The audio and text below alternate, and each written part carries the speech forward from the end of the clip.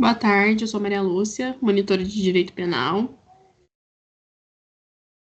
Hoje a nossa revisão vai ser focada em pontos específicos principais da prova integrada. Então, vou fazer um grande repasso de tudo que nós já vimos na monitoria até agora.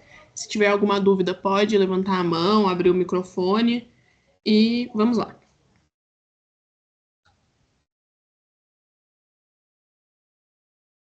Então, primeiramente, vou abordar os primeiros tópicos do direito penal como um todo, que foi o tema da primeira aula, do dia 29 de março, princípios da reserva legal e da anterioridade, tempo do crime, vacatio legis e conflitos de leis penais no tempo, lei temporária e lei excepcional e lei penal no espaço.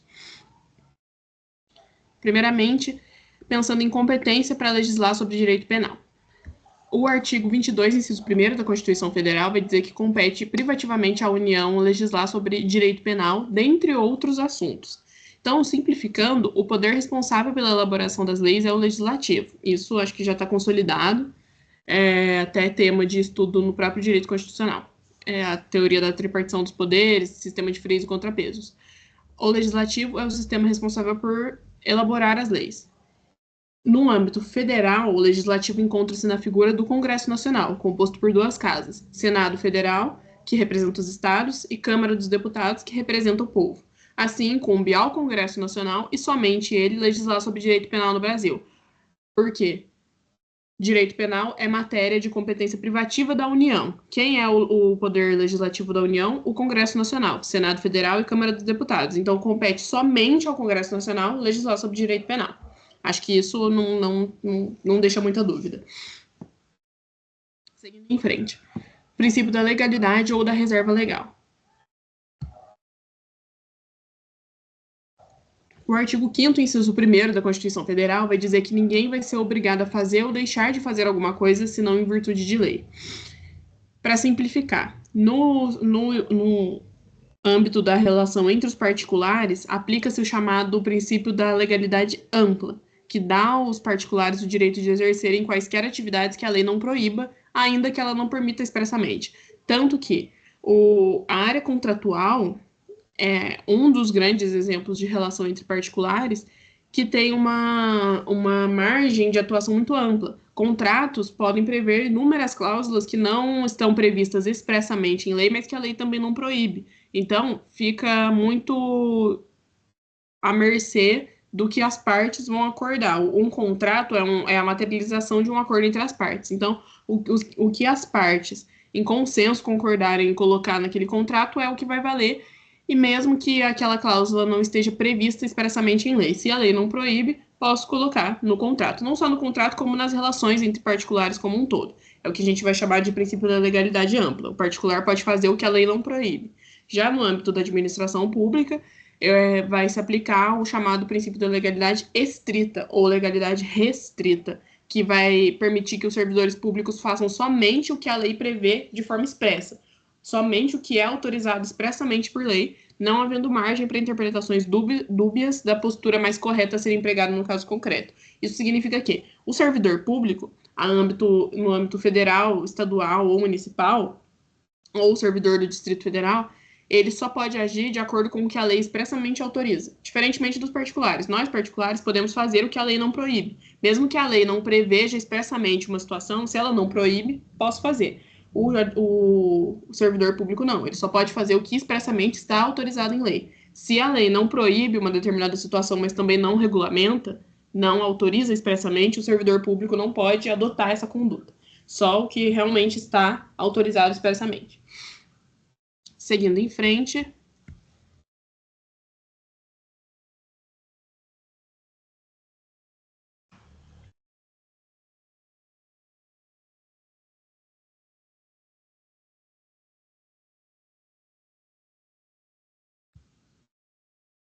Só um minutinho.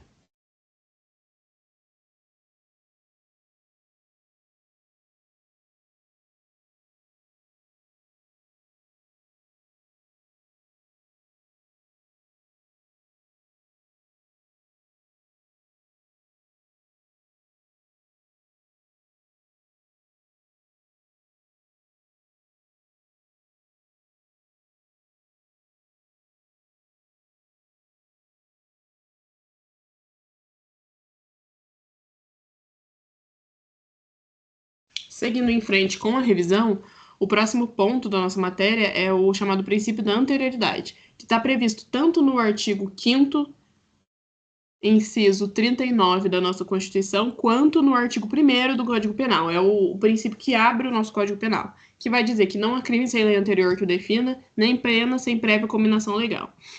Esse princípio vai refletir a preocupação do Estado em evitar que julgamentos parciais e punições arbitrárias ocorram, pois proíbe que qualquer indivíduo seja processado ou condenado por fato que a lei não considera típico, bem como veda a aplicação de pena que não esteja prevista em lei antes da ocorrência do delito. Em resumo, para qualquer pessoa ser responsabilizada de forma criminal, é necessário que a lei que incrimina aquela conduta seja anterior à ocorrência da conduta. Então, se hoje, no dia de hoje, eu incorrer numa conduta de furto, por exemplo, eu posso ser responsabilizada porque o furto é um crime que já estava previsto em lei antes da minha conduta acontecer. Diferentemente do caso em que furto não é punido por lei, supondo, hipoteticamente, que o furto não fosse punido por lei hoje, e hoje eu praticasse essa conduta. Amanhã o furto se torna crime, ocorre novatio legis incriminadora. Se hoje não era crime, amanhã passa a ser, a lei que incrimina é posterior à conduta. Nesse caso, eu não posso ser punida porque a lei penal só retroage para beneficiar o réu. Nesse caso, iria me desfavorecer, por isso a lei não retroagiria. Então, a lei penal que incrimina tem que ser anterior à conduta.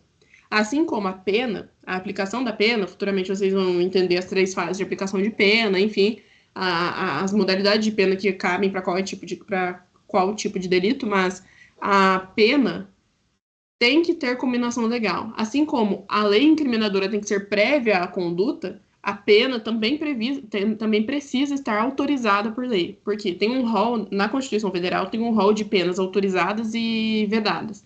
Um exemplo, a pena de caráter perpétuo é uma das penas vedadas. Então, ainda que a minha conduta esteja criminalizada, a minha conduta seja posterior à lei que a incrimina, se o juiz determinar que eu cumpra uma pena que é proibida por lei, esse cumprimento de pena não vai acontecer, ele é nulo. Por quê? A pena precisa ter combinação legal, ela precisa estar prevista e autorizada por lei, a fim de evitar o quê? Julgamentos parciais e punições arbitrárias. Se o Estado brasileiro, na sua Constituição Federal, que é a sua lei máxima, já coloca o rol de penas que estão proibidas e de penas autorizadas, é porque existe um entendimento de que algumas penas são excessivamente cruéis. Logo, elas não podem ser aplicadas, ainda que ocorra tudo certo no processo penal, na persecução. Beleza, chegou na fase de prolação de sentença, o juiz determinou uma pena que não é autorizada, essa sentença não vai ter como ser cumprida. Então, é isso que o artigo 1º quer dizer. A minha conduta criminosa tem que ser posterior à lei que a incrimina e a sentença que o juiz prolatar tem que prever uma pena que esteja autorizada por lei. Seguindo, tempo do crime. Tempo do crime é previsto no artigo 4º do Código Penal, que vai considerar o crime praticado no momento da ação ou da omissão, ainda que seja outro momento do resultado. Adiantando para vocês, essa é a chamada teoria da atividade. No artigo 4º, o Código Penal vai adotar a chamada teoria da atividade para caracterizar o tempo do crime. Então, vou considerar o momento da conduta como o momento de prática do delito. Mas existem ainda outras 2 teorias quanto ao tempo do crime, que não são adotadas, vocês precisam saber apenas a título de conhecimento, mas isso não vai ser perguntado nem na prova integrada, nem na prova da Luzia. Acredito. A não ser que a Luzia coloque na prova dela uma questão com as outras teorias para confundir vocês. Mas o que vocês têm que guardar é que o tempo do crime é regido pela teoria da atividade, que considera o crime praticado no momento da conduta. As outras 2 teorias são a teoria do resultado, que vai considerar o crime praticado no momento em que o resultado se consuma, e a teoria da ubiquidade ou mista, que vai considerar o crime praticado tanto no momento da conduta quanto no momento do resultado. Mas a teoria adotada pelo ordenamento jurídico brasileiro é a teoria da atividade. O crime é praticado no momento da conduta. Qual que é a relevância prática disso? A relevância prática da caracterização do tempo do crime encontra-se especialmente na identificação de atenuantes ou agravantes, causas de aumento, causas de diminuição relacionadas à idade da vítima ou do réu. Vocês vão, mais para frente, quando vocês estudarem a aplicação de pena, acredito que ainda não tenham visto, existe uma atenuante, que é uma causa, não vou dizer causa de diminuição, mas atenuante é uma circunstância que vai diminuir a pena. Uma das circunstâncias que podem diminuir a pena é a idade da vítima ou a idade do réu, que pode aumentar ou diminuir a pena. Se o réu era menor de 21 anos na data do fato ou maior de 70 anos na data da sentença, por exemplo, isso é uma atenuante, isso vai reduzir um pouco a pena aplicada. Então, a relevância prática da caracterização do tempo do crime está justamente nisso. Está também, além da identificação de atenuantes, agravantes, causas de aumento e diminuição de pena, também na caracterização de isso foi um ato infracional, que é para o caso de menores de idade, ou foi um crime efetivamente cometido, que é aplicado para os maiores de idade. É o exemplo que eu coloquei aqui para vocês no slide. Tício, pretendendo matar Caio, desferiu um golpe de faca no abdômen deste no dia 1º de janeiro de 2025. Ocorre que Caio foi socorrido, vindo a falecer apenas no dia 3 de fevereiro. Nesse caso, quando se considera o crime praticado?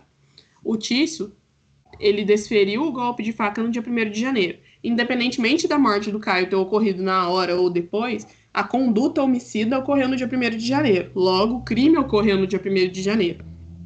Pensando que, aprofundando o exemplo, pensando que o Tício, no dia 1º de janeiro, ainda tinha 17 anos, mas no dia 3 de fevereiro ele já tinha 18, então ele vai incorrer no ato infracional de homicídio, julgado pela Justiça da Infância e Juventude, ou ele vai incorrer no crime de homicídio, julgado pela Justiça Comum, com todas as suas severidades.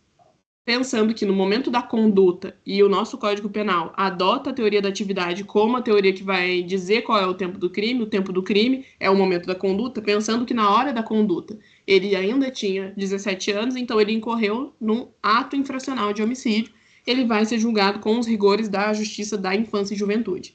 Conseguem compreender? O tempo do crime um ponto da matéria bem simples de compreender, mas ele tem uma relevância prática enorme. Porque saber o tempo do crime vai me dizer se a pessoa cometeu um ato infracional ou um crime, e cometendo o crime vai me dizer se vai incorrer numa atenuante ou numa agravante, numa causa de aumento ou numa causa de diminuição de pena. Isso tem uma relevância prática enorme. Tudo bem até aqui? Tá dando para entender? Se eu estiver indo muito rápido, podem me interromper. Tá dando para entender sim, fica tranquila. Ah, então tá bom. Vou continuar. Seguindo em frente. Vacatio legis e conflitos de leis penais no tempo. Agora que nós entendemos o momento do crime, que é regido pela teoria da atividade, que vai dizer que o tempo do crime é o momento da conduta, eu tenho um estilo bastante repetitivo, assim, para fixar. O intento aqui é que vocês estudem junto comigo, né? Que a monitoria seja um momento para revisar o que vocês já viram. A Luzia tem esse estilo de repetir bastante as coisas e eu gosto disso. A Luzia tem, a minha outra professora, a Luísa, tem também esse estilo de repetir. Então, por isso eu acabo me repetindo também, porque eu gosto disso e eu acho que isso ajuda, porque eu ouvi bastante vezes a mesma coisa, acaba fixando na cabeça. Enfim, vacatio legis e conflitos de leis penais. O que é vacatio? Vacatio é vacância, vazio, vem do latim, etimologicamente. É o tempo entre a publicação de uma lei e a sua entrada em vigor. Em linhas gerais, se o texto da lei não diz o prazo específico de vacância, essa vacância vai ser de 45 dias, prazo previsto na Lei de Introdução às Normas do Direito Brasileiro, a LINDB. Então, via de regra, a lei foi publicada. Não tem uma especificação de vacância no seu próprio texto, então a sua vacância vai ser de 45 dias. Da data da publicação, conto 45 dias para essa lei entrar em vigor.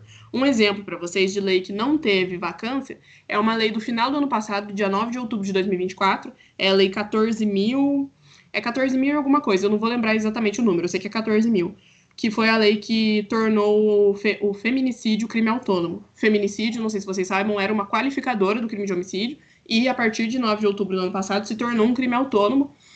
E a lei que tornou o feminicídio um crime autônomo, dentre outras determinações, ela previu em um dos seus artigos que a lei entraria em vigor na data da sua publicação. Então, desde o dia 9 de outubro, a partir da data da publicação, essa lei já entrou em vigor, porque estava previsto expressamente nesse texto legal que a lei tinha que entrar imediatamente em vigor. Se não tivesse essa previsão, a lei entraria em vigor apenas depois de 45 dias, como previsto na LINDB. Certo, acredito que tenha dado para entender. Agora vamos para os conflitos. São 4 os conflitos de leis penais no tempo. Novatio legis in melius, impégios, abolicio criminis e novatio legis incriminadora. Novatio legis in melius, eu tenho uma nova lei penal favorável ao réu, logo ela vai retroagir. Por quê? Porque a nossa Constituição Federal vai prever que a lei penal só retroage se for para benefício do réu. Se for para prejudicá-lo de algum modo, vai acontecer o chamado efeito ex nunc, proativo. É dali para frente, é da entrada em vigor da lei para frente, se ela for prejudicar o réu. Agora, se ela for favorecer de algum modo o réu, vai acontecer o chamado efeito ex tunc, retroativo. Ela vai alcançar os fatos anteriores à sua existência. Então, no Novatio legis in melius, eu tenho o chamado efeito ex tunc, o efeito retroativo, porque a lei penal favorece o réu, então ela vai alcançar fatos passados. Exemplo, se uma nova lei penal diminui o tempo máximo de cumprimento de pena, por exemplo, no Brasil, de 40 para 30 anos. Então, essa lei penal está favorecendo os réus. E os réus em todas as fases do processo penal. O réu que está em inquérito, o réu que está em fase de processo e o réu que está em execução penal já. Todas essas pessoas estão sendo favorecidas por essa alteração legal. Logo, ela vai alcançar todo mundo, toda essa galera, e além disso, vai alcançar pessoas que já tenham sido condenadas ou que já estejam sendo processadas desde antes da existência dessa lei. Vai alcançar os fatos passados. Então, efeito retroativo.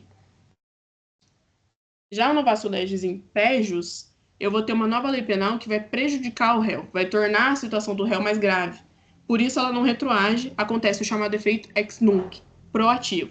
A lei entra em vigor e só alcança fatos desde a sua entrada em vigor para frente, nunca alcança fatos anteriores, que é o que aconteceu com o chamado pacote anticrime de 2020. Ele entrou em vigor ali em janeiro de 2020, trouxe uma série de alterações legais no Código Penal, no Código de Processo Penal, enfim, e uma dessas alterações foi justamente a alteração do tempo máximo de cumprimento de pena no país. Eu dei um exemplo inverso, né, na primeira hipótese, mas o que aconteceu no pacote anticrime foi: o tempo máximo de cumprimento de pena no Brasil era de 30 anos, até 30 anos, qualquer pessoa, ainda que fosse condenada a uma pena maior, só poderia ficar presa por no máximo 30 anos, e o pacote anticrime alterou isso para aumentar o tempo máximo de cumprimento para 40 anos.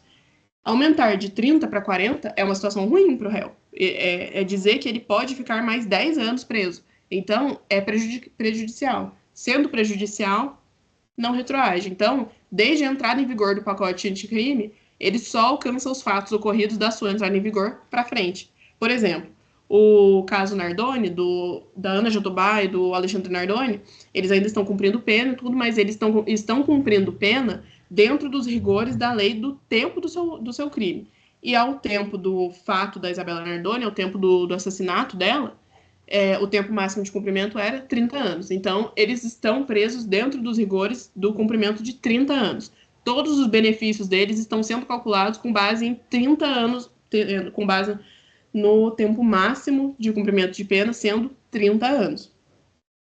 Agora, o caso do menino Henri Borel, por exemplo, que teve aquele vereador Jairinho, a Monique, né? O Jair matou, a Monique, existe uma discussão se a Monique, porque a obrigação legal de proteger o menino ela tinha, existe uma discussão se ela podia ou não ter evitado esse assassinato, enfim. Eles ainda estão sendo processados, mas o caso do menino Henri Borel, se não me engano, aconteceu em 2021. Foi do 21 ou 22. Então, já foi posterior ao pacote anticrime. Logo, se os dois forem condenados, o tempo máximo de cumprimento de pena deles vai ser de 40 anos. Por quê? Porque o assassinato do menino Henri já aconteceu depois da entrada em vigor do pacote anticrime. Beleza. Terceiro conflito é o chamado abolicio criminis, em que uma nova lei penal vai deixar de considerar uma conduta como crime. Isso beneficia completamente o réu, deixa de considerar a conduta na qual ele incorreu um crime. Assim, quem estava sendo investigado tem um inquérito arquivado, quem estava sendo processado, o processo é arquivado, quem estava em fase de execução penal é solto e cessam os efeitos da execução penal. Vocês vão ainda aprender que o principal efeito da execução penal é a reincidência. A pessoa que estava em execução penal e ocorre aboliço crimes, além de ser solta, ela volta a ser ré primária. Então, o efeito aqui, novamente, é ex tunc, retroage, porque beneficia e muito o réu. É o que aconteceu com os crimes de adultério e sedução. Se não me engano, é sedução. São 2 crimes que eram previstos no Código Penal até 2015, e em 2015 eles deixaram de ser considerados crimes. Logo, quem estava sendo investigado, processado ou em fase de execução penal por adultério ou por sedução teve o seu inquérito e processo arquivados, ou foi solto e teve a reincidência anulada. E, por fim, o quarto conflito, novatio legis incriminadora, nova lei penal vai passar a considerar uma conduta crime.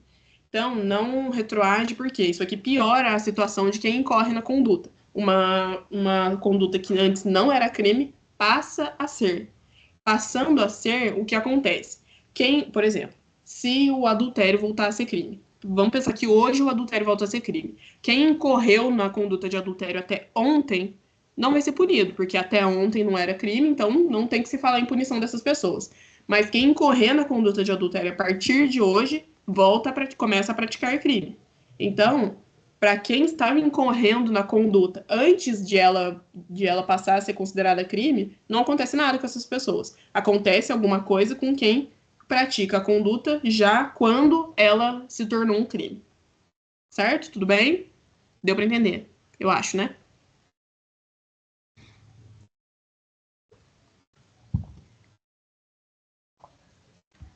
Acredito que sim, vou seguir em frente. Mas se vocês tiverem alguma dúvida, podem abrir o microfone, podem me interromper. Se eu estiver falando muito rápido também, podem me interromper, porque eu tento ao máximo me policiar, mas quando eu dou por mim, eu já estou falando muito rápido, enfim.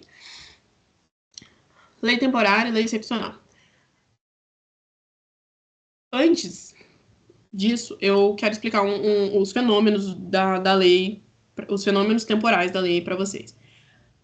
Qual que é a máxima geral aplicada na lei penal? Ao fato, aplica-se a lei do seu tempo. É a chamada aplicação ativa da lei. A aplicação ativa é a aplicação geral da lei penal. O fato aconteceu hoje, qual a lei que está em vigor hoje? É essa lei que eu vou aplicar, em regra. Existem as exceções, que são 2. A aplicação retroativa da lei, que é o fenômeno da retroatividade que eu expliquei para vocês, quando a nova lei favorecer o réu, ela vai alcançar fatos passados, ela vai retroagir, vai voltar no tempo, entre aspas. E eu tenho um segundo fenômeno temporal, que é o fenômeno da ultraatividade, que é quando uma lei já revogada aplica-se ao fato ocorrido no presente, porque a atual lei é mais gravosa, mais rigorosa para o réu, então é aceito que a lei já revogada seja aplicada. Então, eu tenho esses 2 fenômenos temporais, ultraatividade e retroatividade. Nos conflitos de leis penais aparece bastante a retroatividade, e aqui em lei temporária e lei excepcional vai aparecer a figura da ultraatividade. Lei temporária é aquela que tem duração estipulada no próprio texto legal, quando o próprio texto da lei diz até quando ela vai vigorar. Tal lei vigora até dia 31 de dezembro de 2025. Tal lei vigora até dia 1º de janeiro de 2028. Tal lei vigora até o dia 1º de junho de 2025. O próprio texto da lei diz até quando ela tem que ficar em vigor. Já a lei excepcional é uma lei que vai vigorar enquanto vigorar a situação excepcional, que é o exemplo clássico que se tem hoje em dia é o da pandemia. Leis que tornaram, por exemplo, obrigatório o uso de máscaras em transportes públicos, em locais públicos durante a pandemia, eram leis excepcionais. Por quê? Porque não tinha como se saber quando a pandemia ia acabar. Então, essas leis vigoraram enquanto vigorou a situação excepcional de pandemia. Ambas as leis, tanto a lei temporária quanto a lei excepcional, são abarcadas por 2 aspectos, a ultraatividade e a autorrevogação. Nesse caso aqui, a ultraatividade vai permitir que a lei temporária ou que a lei excepcional seja aplicada aos fatos ocorridos durante a sua vigência, mesmo que ela já esteja revogada. Por isso que é uma aplicação da lei fora do seu período de vigência. Então, por exemplo, se tem uma lei que proíbe passar na ponte do Rio Paraíba, aqui em Guará. Sei lá, tá acontecendo algum tipo de conflito aqui na cidade e o prefeito baixa um decreto dizendo que tá proibido atravessar aquela ponte durante 3 meses. Daí, beleza. Ok, não é para atravessar a ponte, mas sempre tem um e outro que vai atravessar mesmo assim. Ah, porque tem que cortar caminho, ah, porque isso, porque aquilo. Ok. Aí, beleza, a pessoa atravessou a ponte, mesmo estando em uma situação de lei que proibia atravessar a ponte. Beleza, deu os 3 meses, a lei se auto-revogou, o que eu já vou explicar, agora está liberado passar na ponte. Não é porque a lei temporária, a lei excepcional nesse caso, não é porque a lei excepcional já saiu de vigor que o fato ocorrido durante a sua vigência não vai ser punido. Por quê? Enquanto a lei excepcional que proibia passar na ponte estava em vigor, a pessoa passou. Logo, ela cometeu uma infração penal. Se ela cometeu uma infração, ela tem que ser punida, ela tem que ser investigada, processada e punida. Então, a aplicação ultraativa da lei excepcional ou lei temporária se refere justamente a pegar essa lei temporária ou essa lei excepcional, mesmo que ela mesmo que já tenha passado a sua vigência, e aplicar ao fato ocorrido durante a sua vigência. Por quê? Porque senão, se não fosse possível punir os fatos ocorridos fora da vigência mesmo fora da vigência da lei, isso seria dar carta branca para as pessoas desrespeitarem essa lei. Se eu não pudesse punir a pessoa que passou na ponte só porque a lei já não está mais em vigor, eu estaria dando carta branca para a pessoa passar na ponte, mesmo tendo lei que proibisse isso. Acho que deu para entender a lógica. Já o fenômeno da autorrevogação fixa que essas leis, tanto a temporária quanto a excepcional, se extingam de forma automática na data fixada ou ao término da situação excepcional. Então, lei excepcional, acabou a pandemia, acabou a vigência da lei, lei temporária. Chegou o termo final, que é o prazo estabelecido no próprio texto da lei, a lei se autorrevoga. Não precisa vir uma outra lei para dizer tal lei temporária não está mais em vigor, ou tal lei excepcional não está mais em vigor. Não precisa de um outro instrumento legal. Acontecendo a data, chegando o termo final, né, a data especificada no texto legal, ou terminando a situação excepcional, a própria lei já se autorrevoga. É como se a própria lei expirasse. Ela deixa de existir sozinha.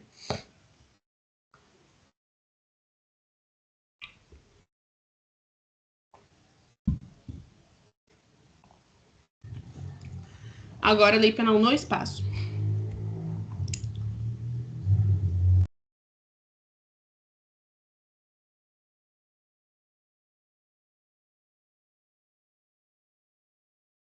Primeiro vou explicar o princípio da territorialidade com as suas características, depois vou abordar a extraterritorialidade com vocês, que são 2 pontos que vão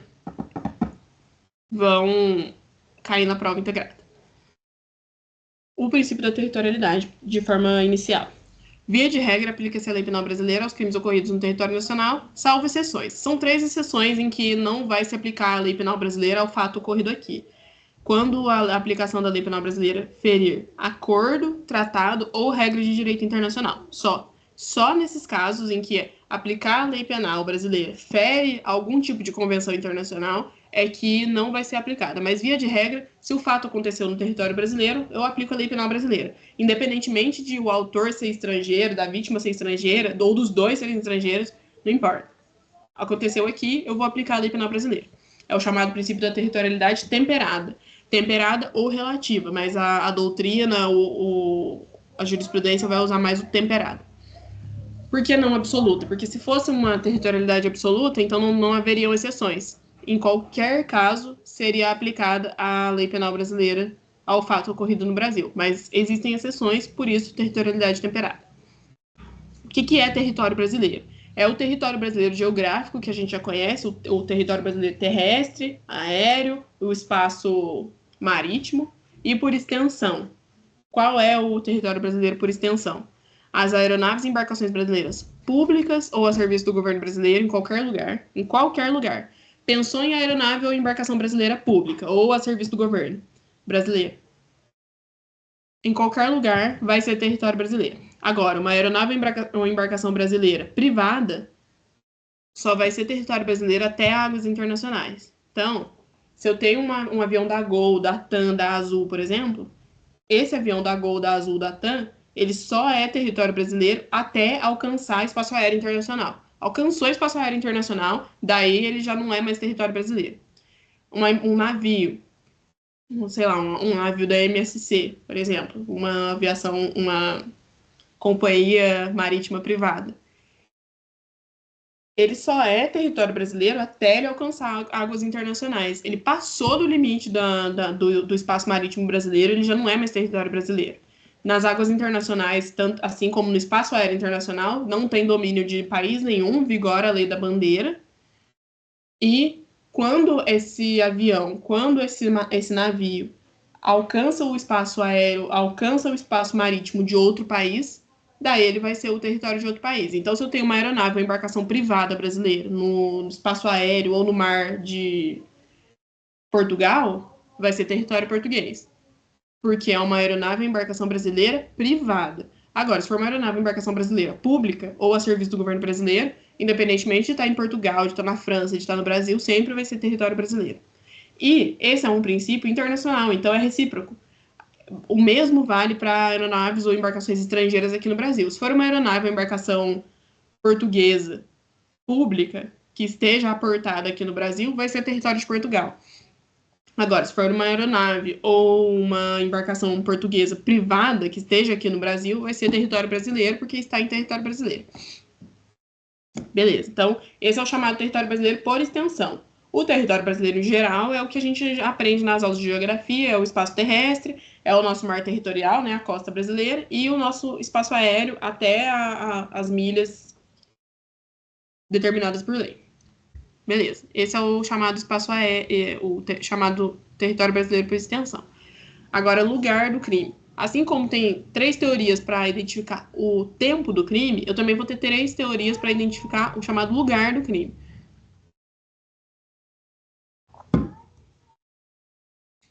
O lugar do crime vai ser regido pela chamada teoria da ubiquidade ou mista, em que vai considerar lugar do crime tanto o lugar da conduta quanto o lugar do resultado, quanto o lugar em que ocorre o resultado. Segundo o artigo 6º do Código Penal, a relevância dessa definição se encontra em casos de crimes à distância, nos quais a conduta ocorre num país e o resultado em outro.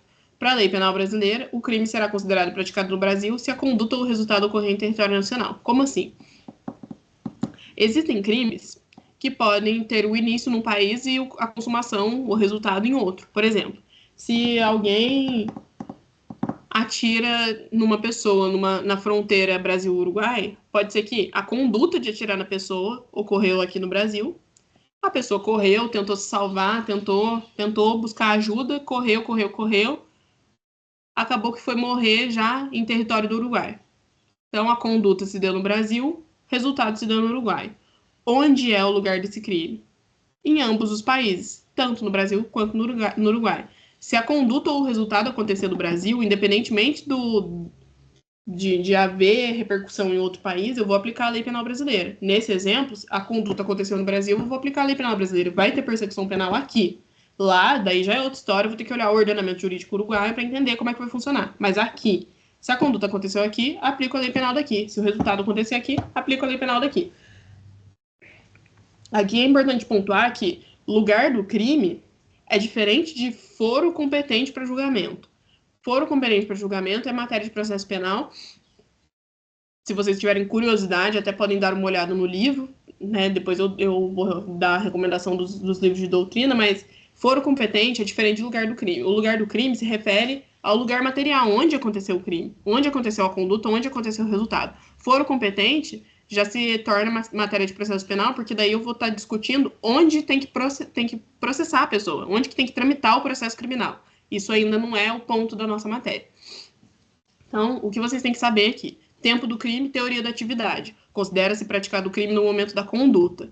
Lugar do crime, teoria da ubiquidade ou mista, considera praticado o crime no lugar da conduta e no lugar do resultado.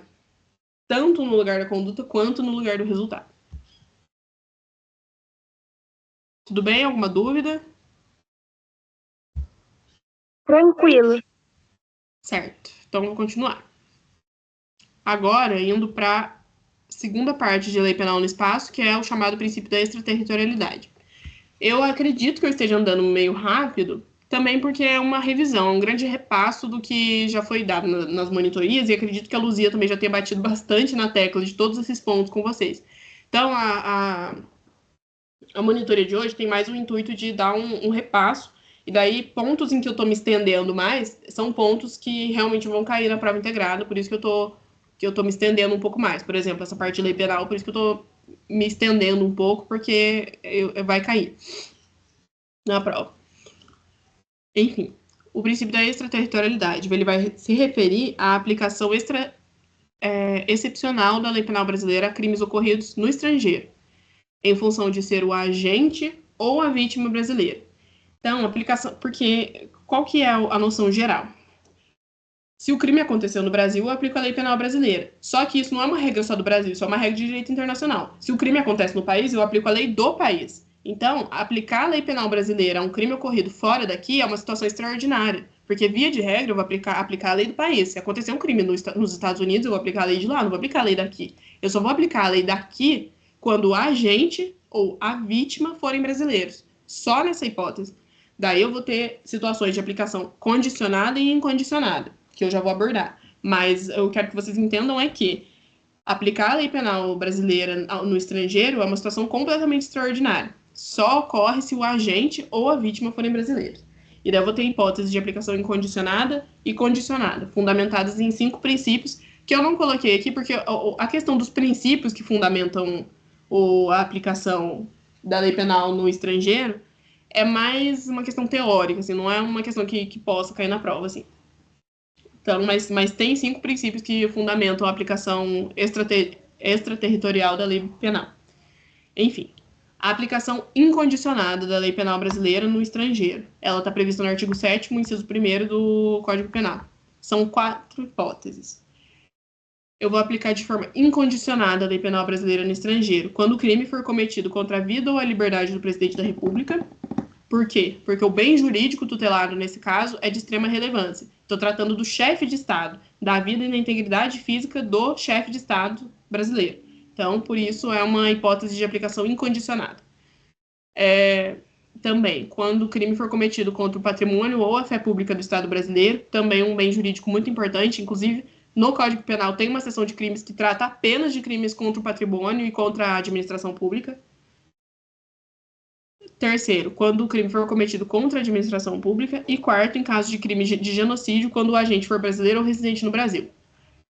Essas são as 4 hipóteses em que a aplicação da lei penal brasileira vai ser incondicionada. Como assim incondicionada? Não depende do cumprimento de nenhum requisito. Então, se o crime que aconteceu lá fora, sei lá, em Portugal, se aconteceu em Portugal um crime contra a vida ou a liberdade do presidente do Brasil, ou contra o patrimônio ou a fé pública do Estado brasileiro, ou contra a administração pública brasileira, ou de genocídio, sendo que o agente é brasileiro ou mora no Brasil, se acontecer um desses crimes lá fora, basta para que eu aplique a lei penal brasileira. Não importa o cumprimento de outros requisitos. Não tem que cumprir, não tem que acontecer o crime, mas cumprir requisitos para aplicar a lei penal brasileira. Entendem? Aqui, nesse caso, aconteceu o crime, eu já vou aplicar a lei penal brasileira. Independentemente, inclusive, da persecução penal com base na lei do país. Se acontecer um desses crimes em Portugal, como o crime aconteceu lá, vai ter a aplicação penal, a aplicação da lei penal de lá. Mas, independentemente disso, vai ter a aplicação da lei penal brasileira. Agora, as hipóteses de aplicação da lei penal brasileira lá de forma condicionada são 3. Quando acontecer um crime que o Brasil se obriga a reprimir, aqui um parênteses, o Brasil se obriga a reprimir algum tipo de crime quando ele se torna signatário de alguma convenção internacional. Por exemplo, o Brasil é parte do Sistema Interamericano de Proteção dos Direitos Humanos. Logo, ele se compromete a proteger os direitos humanos no Brasil, a coibir práticas que firam os direitos humanos de qualquer maneira. Dentro disso, o Brasil é signatário da Convenção de Belém do Pará, que protege especificamente os direitos das mulheres. Logo, o Brasil se compromete a combater a violência contra a mulher. Então, se o Brasil se obriga a reprimir a violência contra a mulher, e ocorre um caso de violência contra a mulher lá fora, vai ser aplicada a lei penal brasileira se houver o cumprimento de requisitos, porque aqui é a aplicação condicionada. Então, se ocorrer um crime que o Brasil se obriga a reprimir, se ocorrer um crime praticado por brasileiro, ou se ocorrer um crime praticado em aeronave ou embarcação brasileira, privada, quando em território estrangeiro, e aí não julgados ou perdoados. Nesses 3 casos, eu vou ter que ter o cumprimento de requisitos para poder aplicar a lei penal brasileira. Então, vai ter que acontecer o crime e ainda se observar, no caso concreto, o cumprimento de requisitos, que são vários. mas vou citar alguns para vocês. Tem que o agente entrar em território brasileiro, tem que ser o agente ou a vítima brasileira, enfim, tem uma série de requisitos. Eu acredito que os requisitos para a aplicação condicionada da lei penal brasileira não vão cair na prova. O máximo que pode ser cobrado são as hipóteses de aplicação condicionada. Porque perguntar os requisitos, daí já é uma coisa muito específica, que talvez a Luzia pergunte na prova dela, mas não na prova integrada.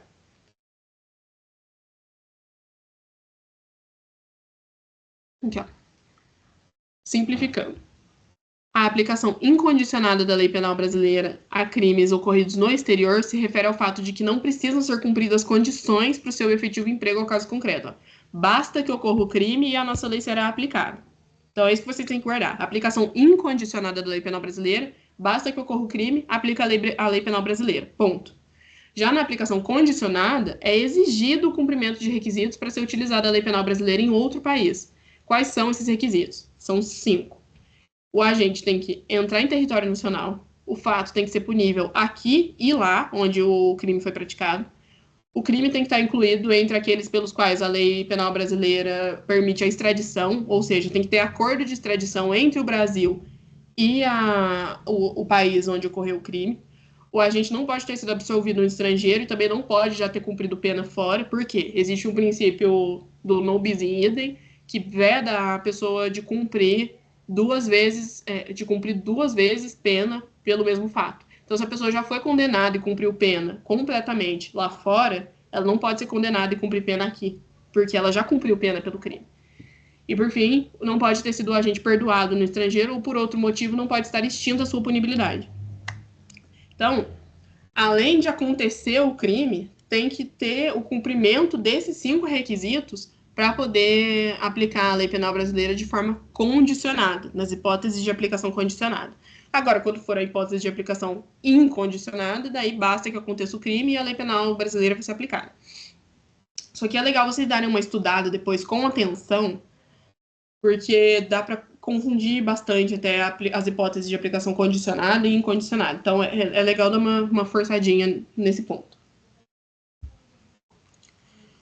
Agora, dolo, culpa, preter dolo e conduta.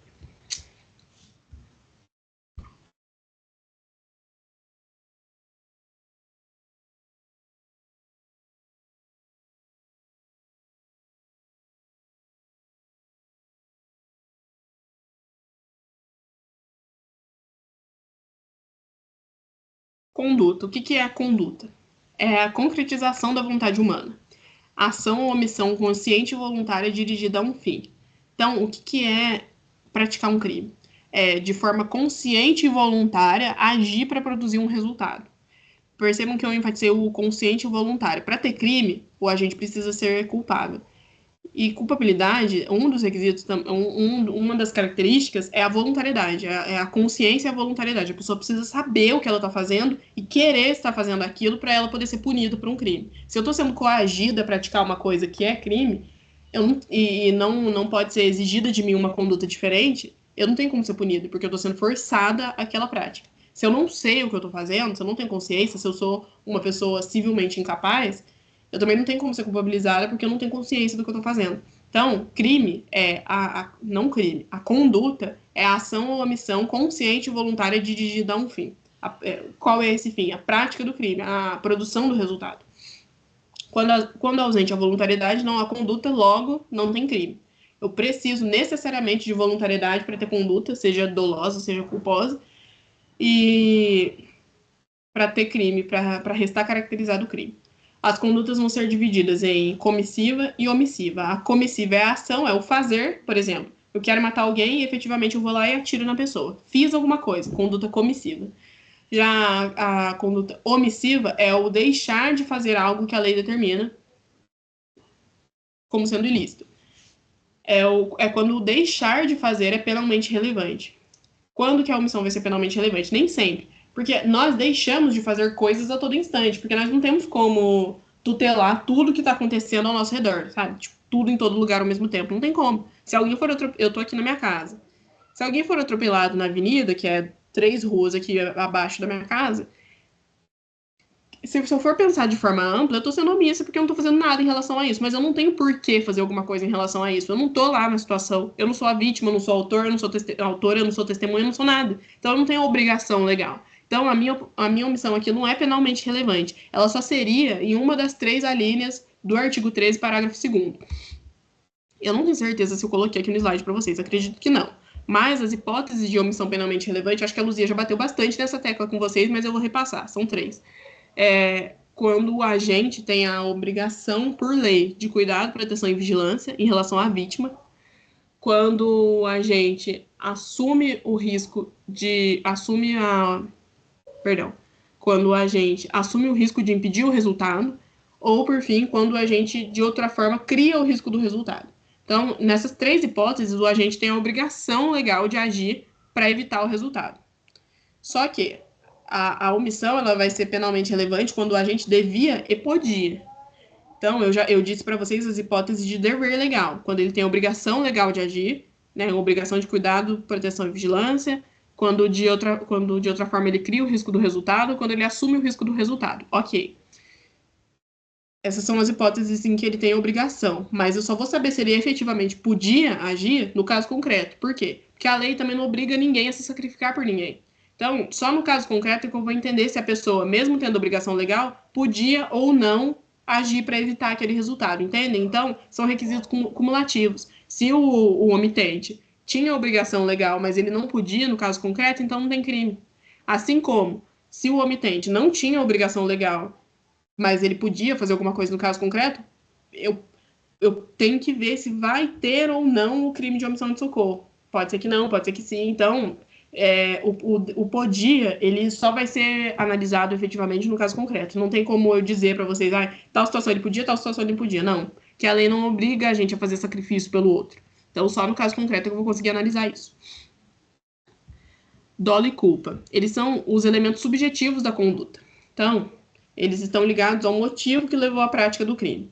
Como eu não tenho como abrir a cabeça do autor, entrar na mente da pessoa para saber a sua real intenção, tanto o dolo quanto a culpa são comprovados pelos elementos externos, as chamadas circunstâncias. Tanto que a análise das circunstâncias judiciais é a primeira fase de aplicação de pena. A primeira coisa que o juiz analisa, né, ele vai receber a denúncia ou a queixa, depois de analisar a parte técnica, se tem possibilidade jurídica do pedido, interesse, adequação, enfim, vocês ainda vão ver tudo isso.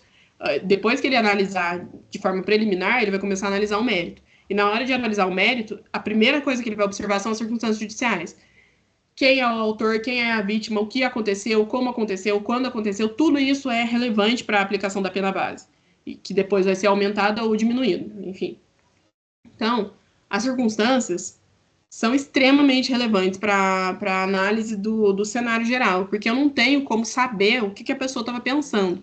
Se eu vira agora uma pessoa matar outra na minha frente, eu não tenho como saber o que o assassino estava pensando, quais são as motivações dele, o porquê que aconteceu isso. Eu não tenho como entrar na cabeça dele. Então, o que eu vou fazer? Eu pensando numa investigação, eu vou olhar para o externo, para as circunstâncias externas ao redor desse delito, para entender se tinha dolo ou se tinha culpa. Então, dolo e culpa, elemento subjetivo. Agora, explicando para vocês o que é o dolo, depois eu vou explicar o que é a culpa. Dolo é a intenção de produzir o resultado, tipificado como crime. Então, no homicídio, é o desejo de provocar a morte de alguém. No furto, é o desejo de subtrair para si ou para outra em coisa alheia móvel. No sequestro, é querer cercear a liberdade de outra pessoa, contra a vontade dela. Então, dolo é a intenção de produzir o resultado. Eu quero o resultado. Se eu quero o resultado, eu faço alguma coisa para produzi-lo efetivamente, que é o chamado dolo direto. Ou então, eu assumo o risco de produzir o resultado com a minha conduta. Então, no dolo direto, eu desejo o resultado e efetivamente faço alguma coisa para produzi-lo. Que é, segundo o artigo 18, inciso 1º do Código Penal, o dolo direto é regido pela teoria da vontade. O agente quer o resultado e age para tal. Então, eu quero matar uma pessoa, vou lá e descarrego a arma na cara dela. Beleza, tenho o dolo direto aqui, resta configurado. Agora, no dolo eventual, não é que eu não quero. Eu não tô nem aí. Eu não tô nem aí pro bem jurídico tutelado. No caso do homicídio, por exemplo, eu não tô nem aí pra vida da outra pessoa. Então, eu pratico uma conduta temerária e assumo o risco de produzir o resultado. Pensando no homicídio, eu assumo o risco de produzir a morte da pessoa. Eu não ligo. Eu não ligo se a pessoa vai morrer ou não em consequência da minha conduta. Eu vou continuar fazendo o que eu estou fazendo, independentemente se isso pode produzir a morte de outra pessoa ou não. Estou falando o exemplo do homicídio porque ele é um exemplo que dá para todos os institutos, porque ele é bem fácil de visualizar. Mas isso aqui vale para qualquer crime. Então, eu até coloquei o dane-se, porque é isso, é tipo, o agente, ele não tá ligando, ele demonstra total menosprezo pelo bem jurídico tutelado por lei. Um exemplo clássico de dolo eventual é dirigir embriagado, mesmo sabendo do risco de produzir um acidente que pode resultar na morte de alguém. É lógico que, além da direção sobre embriaguez, vão ser analisados outros aspectos para ver se teve dolo eventual ou se teve culpa aqui, né? Velocidade, onde que essa pessoa estava dirigindo, enfim. Mas é um exemplo clássico. A pessoa que dirige embriagada, querendo ou não, ela está assumindo o risco de produzir um acidente de trânsito, sim, e de produzir a morte ou a lesão corporal de outras pessoas. Isso é inevitável. Se eu dirijo embriagada, eu estou com a minha capacidade cognitiva reduzida. Se eu estou com a minha capacidade cognitiva reduzida, minha capacidade de reação também reduzida, existe uma grande possibilidade de eu gerar um acidente ou de eu me envolver num acidente e não conseguir controlar a situação e acabar gerando a morte ou a lesão corporal de alguém. Então, por isso, é um exemplo clássico de dolo eventual. Já a culpa aqui a gente tem que tirar a noção leiga que se tem de que dolo, a pessoa tem... homicídio doloso, a pessoa queria produzir o resultado. Homicídio culposo não queria produzir o resultado. Tá mais ou menos certo. E também tem que se tirar a noção leiga que se tem de que culpa é tipo assim, não é culpa minha. A gente pensa em culpa no sentido de responsabilidade. Independentemente do homicídio ser doloso ou ser culposo, a pessoa vai ser responsabilizada. É que culpa, eu tenho, resta caracterizado o elemento subjetivo culpa quando ocorre a inobservância de um cuidado necessário para impedir o resultado. O resultado é previsível, o homem médio o prevê. Quem que é o homem médio? É a pessoa padrão que tem um nível médio de instrução, sabe discernir o bom do ruim, o certo do errado. Se esse homem médio é capaz de prever aquele resultado, daí eu vou olhar para o caso concreto. O resultado é previsível, mas o agente não previu, eu tenho culpa inconsciente. Desculpa, aqui no slide está ao contrário. A culpa inconsciente é quando o resultado é previsível, quando o resultado não é previsível. Eu tenho culpa inconsciente. Já a culpa consciente é quando o resultado ele é previsível, o agente prevê, mas ele espera honestamente que não ocorra. Exemplos aqui. Se eu estiver dirigindo o meu carro, vamos pensar que eu sou mãe, tô com pressa, quero buscar meu filho porque eu tenho reunião, porque eu tenho isso, porque eu tenho aquilo, e daí eu tô dirigindo, correndo numa área de escola. O homem médio, ele consegue entender que eu dirigir em alta velocidade, num horário de saída de escola, onde tem várias crianças circulando pela rua, pode gerar um resultado, o atropelamento. Eu posso atropelar uma criança, posso atropelar um pai, posso atropelar uma galera que está ali na saída da escola esperando as crianças. Esse resultado, ele é previsível, sabe? Dá para pensar nisso, porque a área de escola, a área de hospital são áreas em que a gente não tem que andar em alta... Não se tem que andar em alta velocidade de maneira geral, mas em lugares específicos, mais ainda. A escola, saída de hospital, não são lugares para andar correndo. Enfim, pensando que eu sou mãe, tô com pressa, quero buscar meu filho porque eu tenho zilhões de compromissos. Tô em alta velocidade, atropelo uma criança. Se esse resultado é previsível, eu vou ter que olhar para o caso concreto. Eu previ esse resultado ou não? Pensando que não. Eu nem pensei que isso poderia acontecer. Eu realmente só estava com pressa. Eu queria andar logo, estacionar logo, descer, pegar meu filho, botar no meu carro e vamos embora. Se eu não pensei nisso, então eu tenho culpa inconsciente. Agora, se eu pensei, nossa, tô correndo aqui, existe o risco de eu atropelar alguém, mas orei, torci para isso não acontecer. Então eu tenho a chamada culpa consciente. Era previsível o resultado, eu previ, mas eu esperei de forma honesta que esse resultado não acontecesse. Em linhas gerais, fui leviana. Fui leviana porque eu sabia que o que eu estava fazendo era errado, que poderia produzir um resultado péssimo, mas ainda assim eu escolhi incorrer naquela conduta. Isso é a culpa. Não existe entre a culpa consciente e a culpa inconsciente diferença de pena. Assim como no dolo direto e no dolo eventual. Não tem diferença de pena entre o dolo direto e o dolo eventual, entre a culpa consciente e a culpa inconsciente. Só existe diferença de pena entre dolo, entre culpa. Só para dar um exemplo para vocês. Homicídio simples, doloso, a pena base, né, a pena base e a pena máxima é de 6 a 20 anos.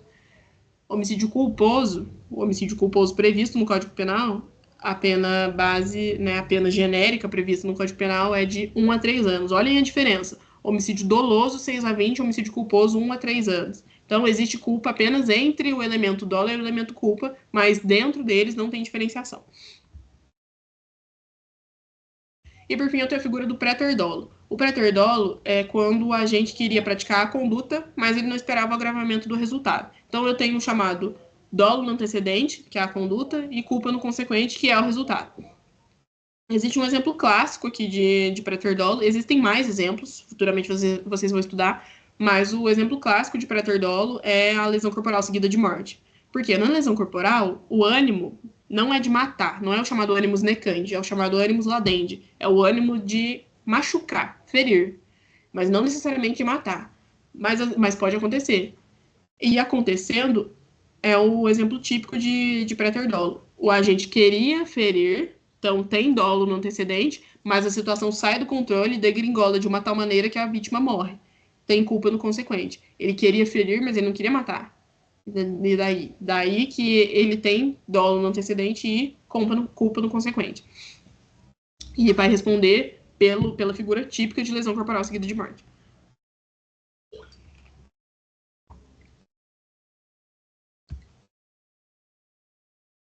Agora, erro de tipo essencial e erro de tipo acidental. São rápidos, vou explicar rapidamente para vocês. Só um minutinho.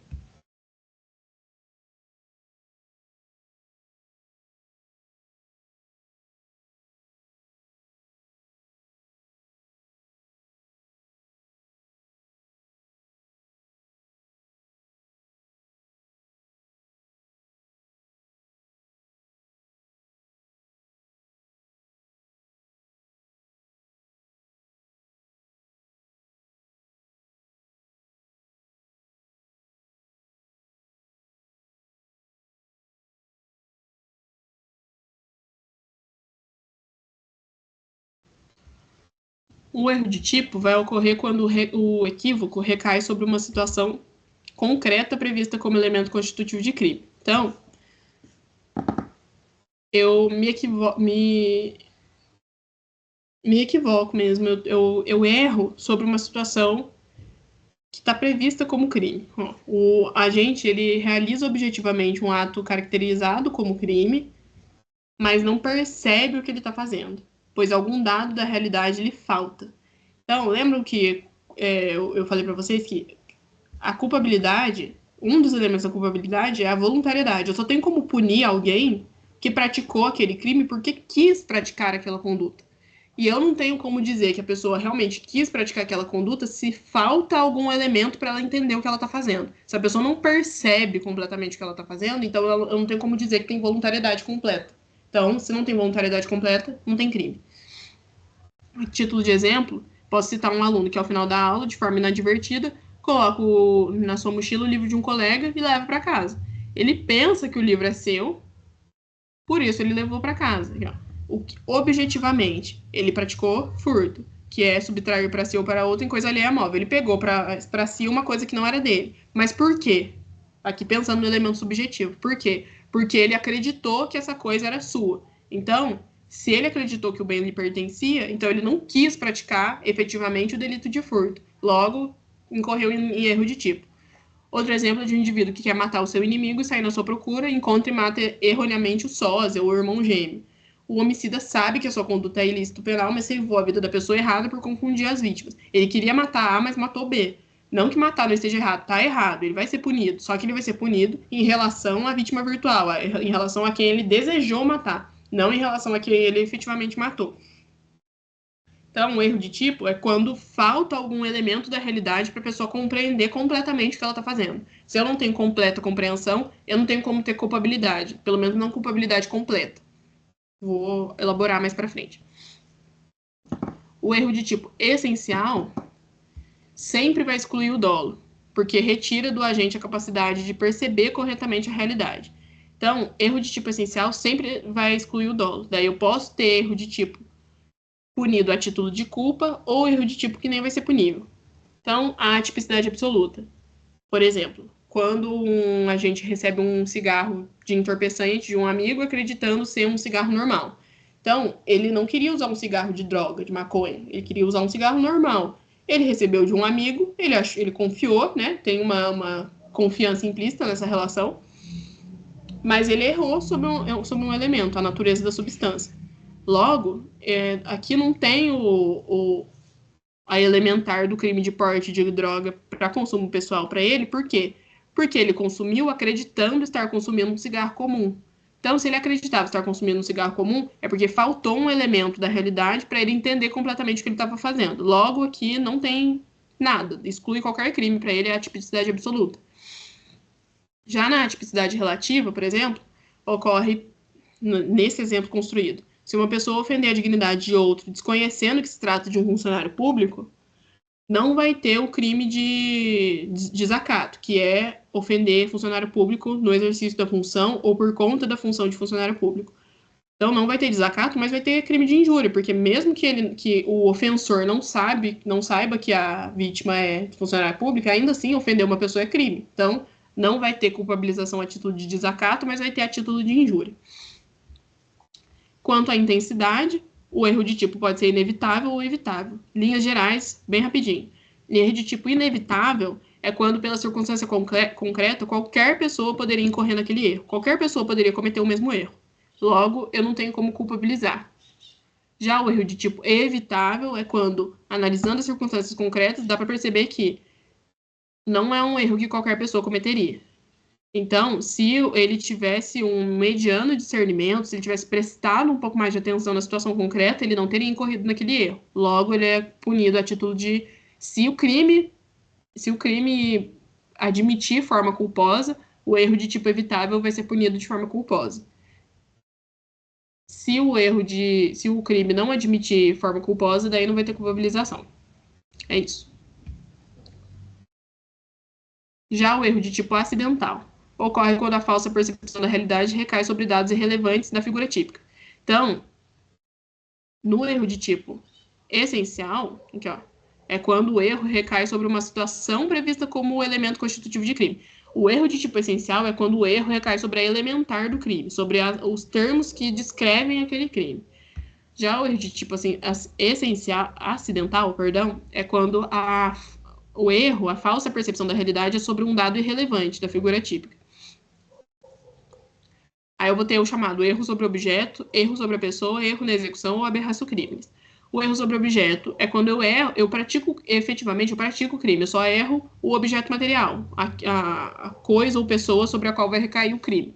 Por exemplo, se eu quero furtar uma garrafa de champanhe, mas acabo furtando uma cidra. Independentemente disso, independentemente de eu querer furtar um champanhe ou uma cidra, eu furtei. Furto é crime, então eu vou responder. Beleza. Erro sobre a pessoa.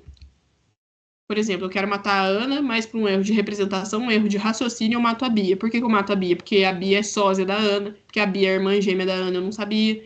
Então, por um erro de raciocínio, eu acabo atingindo o bem jurídico errado, o objeto material errado.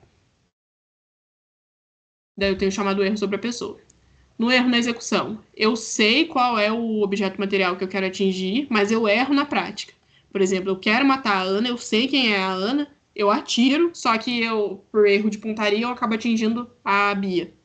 Então, aqui não é um caso de erro de raciocínio. Eu sei quem é a Ana, é ela que eu quero matar. Mas eu atiro e, por um erro meu, na execução, eu acabo atingindo e matando a Bia. E, por fim, o chamado aberratio criminis é quando ocorre um resultado diverso do pretendido. O agente quer atingir um certo bem jurídico, mas por acidente ou por um erro na execução vai atingir um bem de espécie distinta. Por exemplo, se um indivíduo, querendo danificar um veículo, atira uma pedra e acaba provocando lesões corporais num pedestre. Percebem que a diferença do erro na execução para o aberratio criminis é que erro na execução, eu atinjo o mesmo bem jurídico, o bem jurídico vida, nesse exemplo aqui. Eu quero matar a Ana, acabo matando a Bia. O bem jurídico é o mesmo, vida. Já no aberratio criminis, eu atinjo um bem jurídico diferente. Eu atiro uma pedra num carro, ó, bem jurídico patrimônio. Eu quero atingir o carro. Daí eu erro a pontaria, acerto uma pessoa. Já mudou totalmente o cenário. Eu queria atingir o patrimônio, atingir a integridade física de uma pessoa. Mudou o bem jurídico. Então, nessas hipóteses, o agente, mesmo equivocado, percebe que pratica o crime. Justamente por isso, o erro não o beneficia. No erro de tipo essencial, o que eu enfatizei com vocês? Falta um elemento da realidade, então a pessoa não percebe que ela está praticando um crime. Já aqui, a pessoa, mesmo errando na execução ou errando o bem jurídico, o objeto material, a pessoa percebe que ela está praticando um crime. As consequências do erro sobre o objeto é irrelevante, a pessoa vai responder pelo crime normalmente. Erro sobre a pessoa, o agente responde em relação à vítima virtual, ou seja, em relação a quem ele queria atingir, não em relação a quem ele efetivamente atingiu. No erro na execução, o agente responde em relação à vítima virtual também. Ai, desculpa. E no aberratio criminis, o agente responde a título de culpa se houver forma culposa para o delito efetivamente cometido. Então, no exemplo do dano que virou uma lesão corporal, eu queria atingir o carro, atingir a pessoa. A lesão corporal é um crime que admite forma culposa, daí eu vou responder por lesão corporal culposa, mas não responderia por nada se não admitisse forma culposa.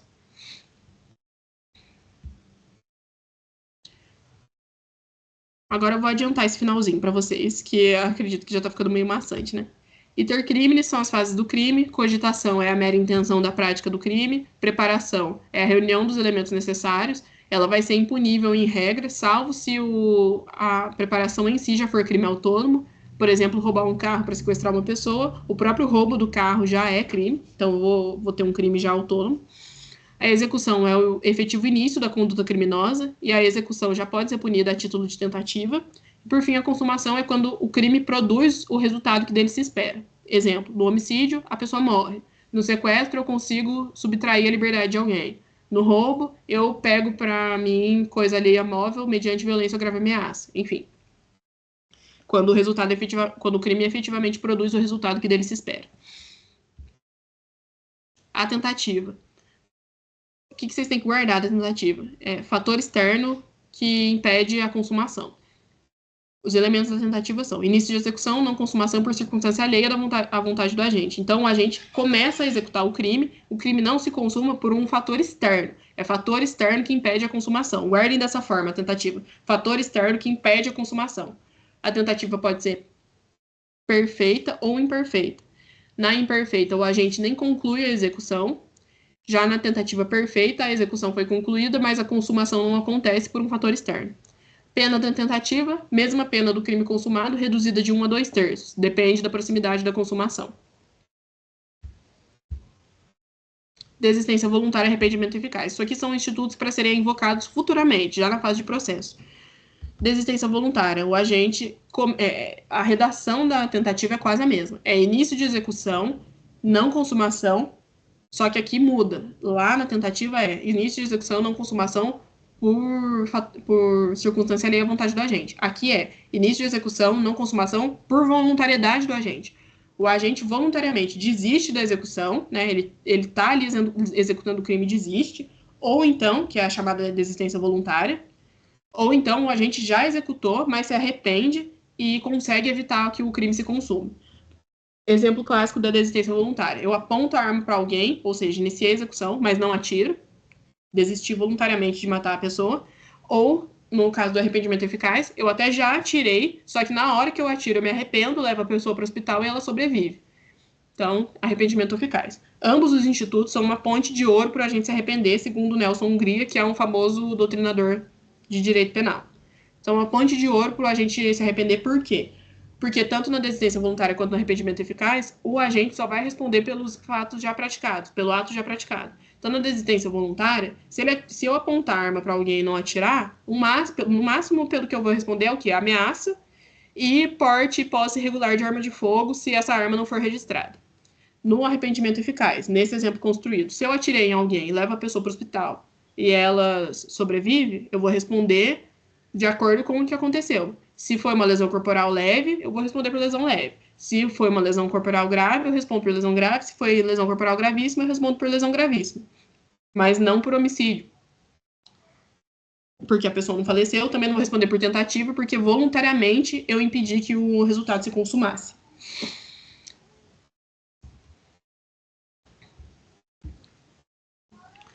Agora, o Instituto do Arrependimento Posterior. Só um adendo aqui que é importante. O arrependimento eficaz, como o nome já diz, ele tem que ser eficaz. Então, se eu atirar em alguém, pensando nesse exemplo construído, se eu atiro em alguém e me arrependo, não basta eu me arrepender. Eu tenho que evitar que essa pessoa morra. Porque se ela morrer, é homicídio, pronto, e não importa que eu me arrependi. O arrependimento tem que ser eficaz no sentido de, esse meu arrependimento tem que evitar a consumação. Porque se o crime se consumar, independentemente de eu ter me arrependido ou não, eu vou responder pelo crime consumado e ponto. Já o Instituto do Arrependimento Posterior também é invocado já em fase de processo. É causa de diminuição de pena. Arrependimento posterior é o quê? O crime já está consumado. Daí eu vou tentar melhorar o meu lado. Como? O crime tem que ter sido cometido sem violência ou grave ameaça. Então, por exemplo, eu já não posso alegar isso aqui para homicídio, não posso alegar para roubo, porque são crimes cometidos com violência ou grave ameaça. Então, requisito para aplicar o arrependimento posterior.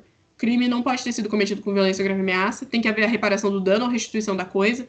Reparar o dano é dar uma compensação financeira para a vítima, restituir a coisa é realmente restituir o bem jurídico que foi atingido.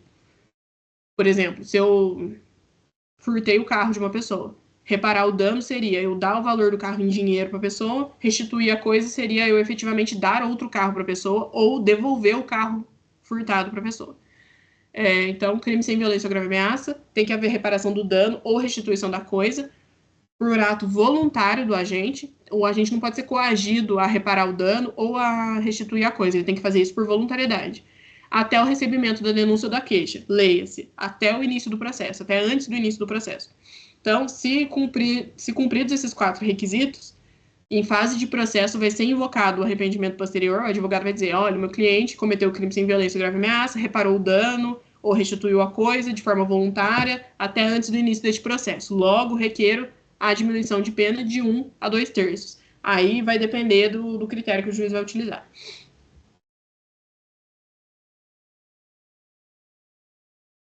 Por fim, chegamos na última parte da nossa monitoria, que hoje foi um pouco mais estendida, mas é porque eu queria revisar tudo da matéria com vocês. Alguns assuntos eu me estendi para ficar bem claro para vocês. Por fim, o crime impossível. Eu não tenho como punir a tentativa se o objeto é absolutamente impróprio ou se existe absoluta ineficácia do meio.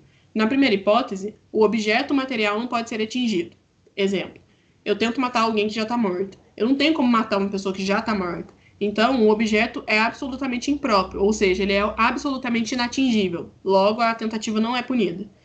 Já na segunda hipótese, o instrumento empregado para a prática do delito é totalmente ineficaz, tornando impossível que o crime se consume. Eu tento matar alguém sabendo que a arma está descarregada. Tento matar alguém com uma arma de brinquedo. Tento fazer um aborto tomando água com farinha.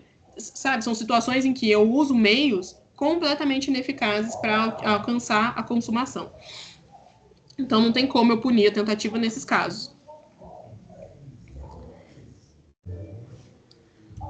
Agora, por fim, falando de excludentes de ilicitude, primeiro eu vou explicar a ilicitude para vocês.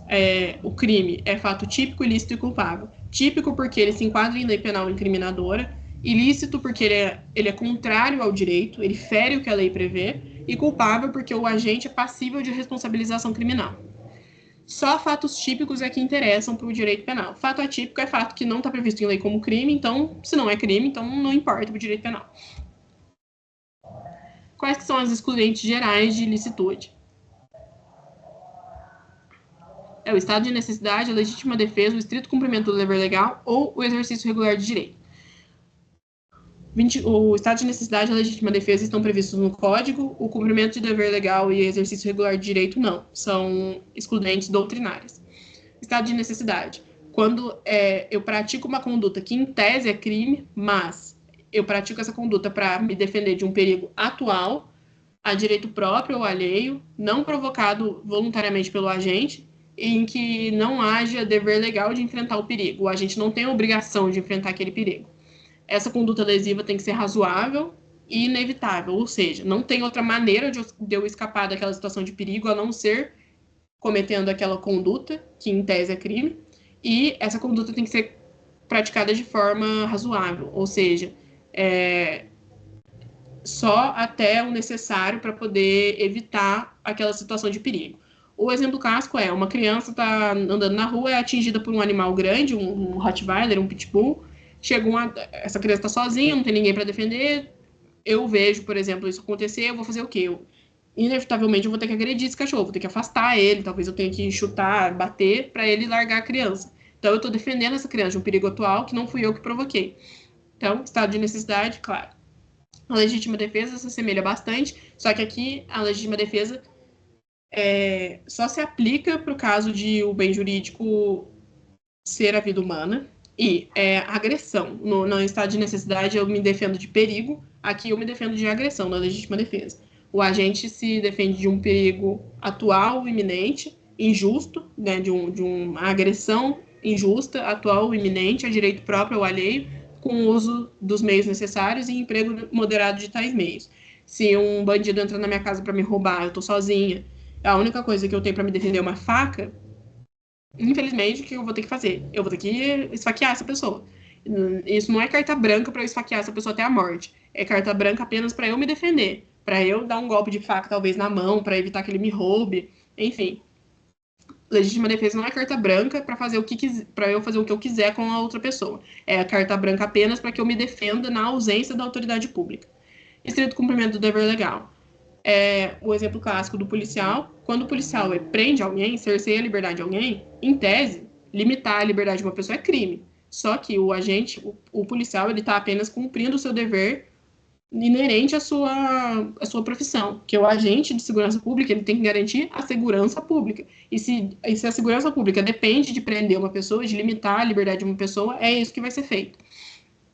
E, por fim, o exercício regular de direito é quando a pessoa, em tese, pratica uma prática tem uma prática que seria crime, mas fica comprovado que ela está constituída do seu direito. Por exemplo, um atirador autorizado que utiliza uma arma de fogo para caça. Se a pessoa tem a arma de fogo de forma regularizada, tem autorização da Justiça Federal, da Polícia Federal, para posse, para o porte, a arma é registrada corretamente, né, tem o alvará de caça, se está tudo certo, ele está no exercício regular do seu direito. Ele tem uma arma regulamentada, ele tem autorização para caçar e está caçando. Então, ele não está cometendo nenhum ilícito penal, nenhum crime ambiental. Ele está no exercício regular do seu direito. Mas isso tem que ficar comprovado. É isso, finalmente terminou nossa monitoria. Hoje demorou um pouco mais, mas para poder revisar tudo para a prova integrada. Novamente, eu recomendo esses 2 livros, Direito Penal Esquematizado, para estudar para as provas, e o curso de Direito Penal do Vitor Eduardo Rios Gonçalves, para poder estudar efetivamente os assuntos, poder absorver bastante dos assuntos. Eu recomendo a doutrina mesmo do Vitor Eduardo. O esquematizado ajuda nas provas, a doutrina ajuda na vida. Espero que tenha dado para entender. Fico feliz de ter conseguido fazer essa monitoria. E se restou alguma dúvida, pode entrar em contato, mas espero que não tenha restado. Tudo bem? Maria, boa tarde. E a gente agradece a monitoria, agradece o seu tempo, tá? E a ajuda, muito bem explicadinho. Agradeço muito. Muito bom. Eu que agradeço a atenção, terem ficado até o final. É isso. Tchau, tchau.